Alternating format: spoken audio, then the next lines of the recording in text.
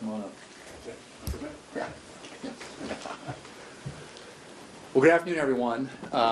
Obviously, I think you've heard from the other side already, but you know, clearly we had a couple of votes today, neither of which succeeded. But this isn't the last vote that we're going to have on keeping the government open. There will be an opportunity for Democrats to vote on a bill that has already passed the House of Representatives, that when passed in the Senate can go to the President's desk and fund a continuing resolution to keep the government open and give us another 7 weeks or so to complete the appropriations process. We think that's the right way to do this. There were 13 such opportunities the Democrats had when President Biden was in the White House, where we did short-term, clean, continuing resolutions. The suggestion by the Democrats that somehow they ought to be able to hijack a continuing resolution to attach $1 trillion of policy and cut things that we just funded a short few weeks ago, like rural hospitals, is completely out of any sort of historical context of what continuing resolutions have been used for in the past. The CR is simply a means to an end.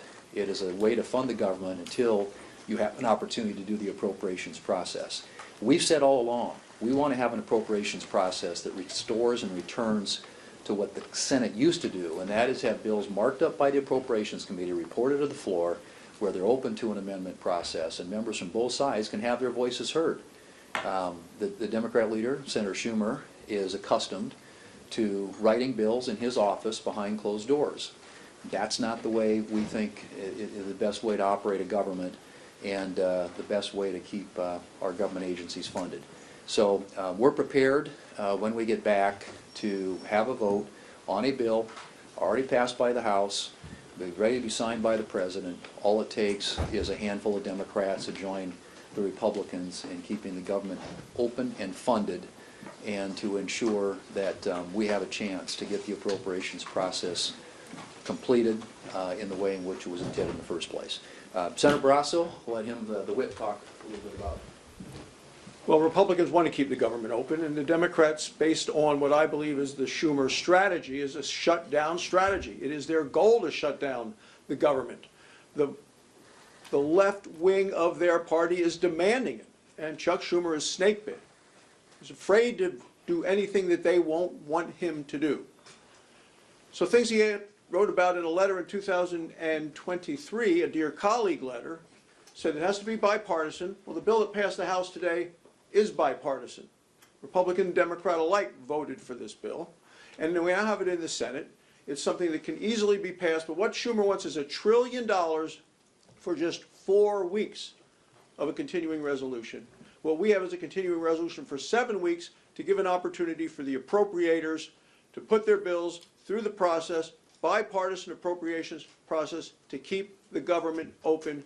Chuck Schumer is driving this shutdown strategy. The Democrats are ready to shut down the government. Republicans want to keep it open. Think about where we were the last time there was a CR to keep the government open, and Chuck Schumer voted for it. What happened? The radical left attacked Chuck Schumer, and now today he has yielded to the radical left that seeks a government shutdown. Republicans do not want to shut the government down. It's the radical left who have co-opted Chuck Schumer, bending to their will to put us in a position where we could have a government shutdown.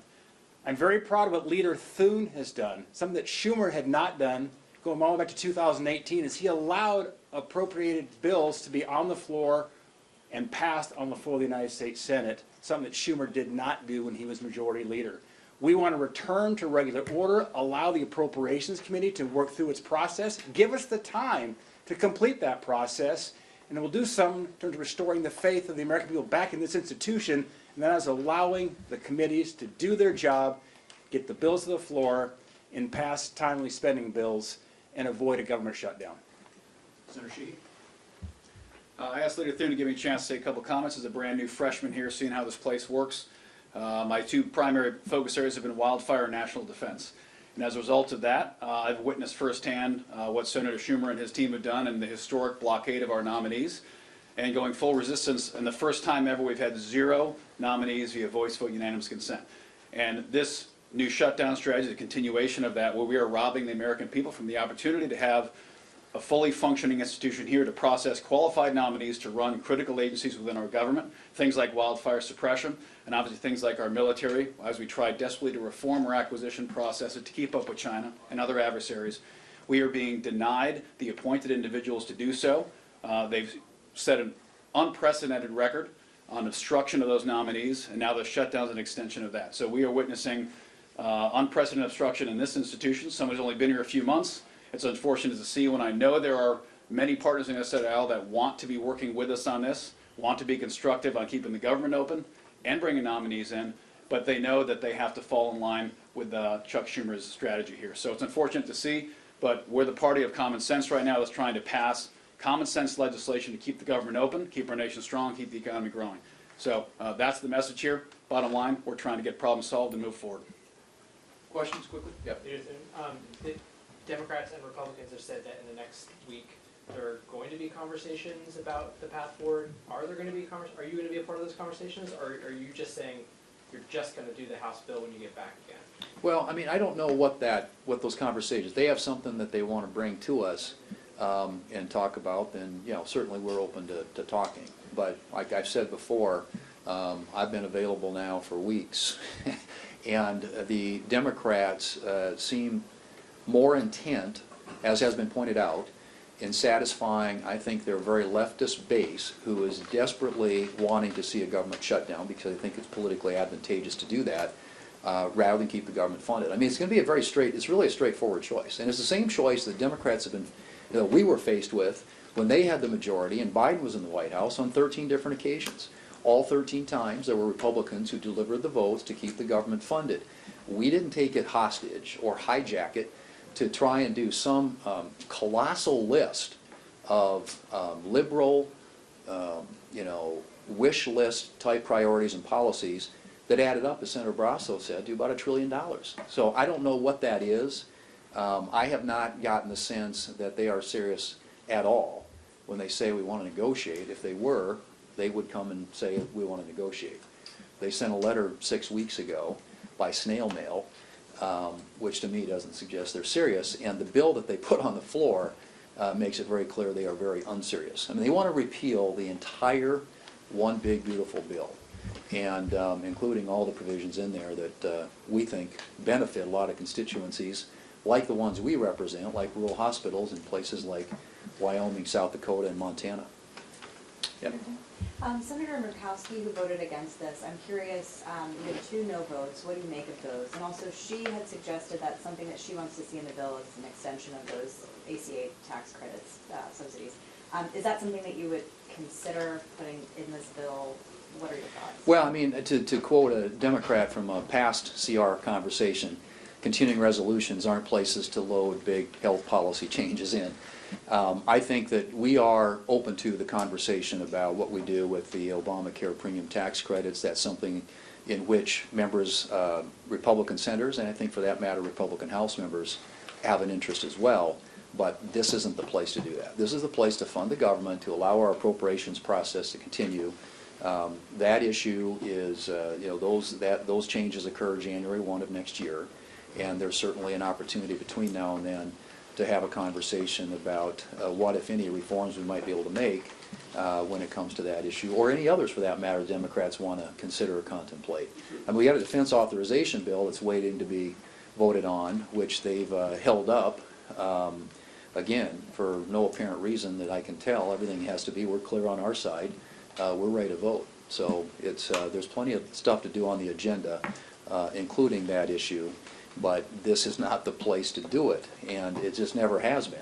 Where is the place to do it? Well, before I the mean, end of the year? I think that when we get to the point where we're actually, if we're going to, totally fund the other agencies in the government, and we get the 3 appropriation bills that have already cleared the Senate floor into conference, hopefully done, give us that additional 7 weeks after the end of the fiscal year to get some of these other appropriations bills that are available for consideration, that are out of the Appropriations Committee, on the floor and considered, and then we can have that conversation, that broader conversation, when it comes to the full funding of the government for the fiscal year, And there will be other, year-end vehicles, as there always are. I mean, there's always healthcare extenders that we end up doing at the end of the year. So there'll be legislative vehicles available for this. But I don't know why you would take hostage a 7-week continuing resolution to try and do $1 trillion of policy. This is just, it's unheard of. It's not serious. And they can't make that argument with a straight face. Last One more. question, Senator Thune. This basically did happen in 2013 when Republicans refused to do a short-term CR because they wanted to defund the Affordable Care Act, which was $1 trillion issue. Did Republicans make a mistake back then? Did you learn any lessons back then? Because, it does seem like Schumer's kind of taking that same strategy and saying, hey, I want to have negotiations. Back then, Obama wouldn't negotiate with you. You were very frustrated. We ended up with a 16-day government shutdown, accomplished nothing. What's your sense of looking back at that? Well, I think that is, I think, shutdown point? I think that is one of the lessons you learn, Steve, from past experience. And when you're the ones who are trying to add a whole bunch of new stuff, generally, I think you're the ones who end up getting blamed when there's a shutdown. And I think, again, what you're going to be looking at when push comes to shove about 10 days from now, and we actually have to have the vote on the bill that would keep the government open, is you got a bill that's passed the House, a bill that the President's prepared to sign, and that there will be plenty of Republicans voting for, and we'll need a handful of Democrats in order to keep the government open. So if they want to use this as an opportunity to add a whole bunch of other stuff, they're the ones who are going to have to explain why, because we won't add $1 trillion in new spending, they're willing to shut the government down. I mean, I think it's kind of as straightforward as that. But we've learned, yeah, there are some lessons you learn from experience, and interestingly enough, there's a quote from Chris Murphy in 2013, around that time, in which he said that this is not the place to do major health care policy. This is a continuing resolution, and I can get you that quote. But, the shoe's on the other foot now, and they're trying to use what they think is leverage to get a bunch of stuff done that's never going to happen. I mean, can you imagine anything in that bill that they sent that we voted down today passing in the Republican House of Representatives? Absolutely not. It's just not serious. They're not being serious. This is not a serious negotiation. This is a just cold-blooded, partisan, political attempt to try and score political points with a left-wing base that is demanding that their Democrats here in Congress oppose and resist anything that President Trump is trying to do. Thank you all. Thank you. Right.